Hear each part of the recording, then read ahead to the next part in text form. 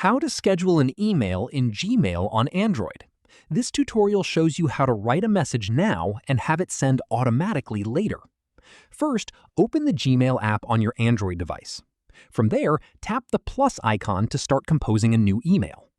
After that, write your email as usual, filling in the recipient, subject, and message. At this point, tap the three dots at the top right. Following this, tap Schedule Send.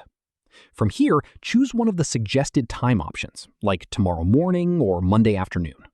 At this stage, if none of those fit, tap Pick Date and Time instead.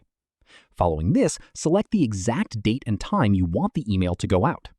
From here, tap Schedule Send to confirm. Once scheduled, that email sits in a separate Scheduled folder instead of your drafts and sends automatically at the time you picked. Following this, if you want to check on it or make changes beforehand, tap the hamburger menu at the top left. From here, tap Scheduled. At this stage, tap on the email if you want to cancel the send or edit it before it goes out.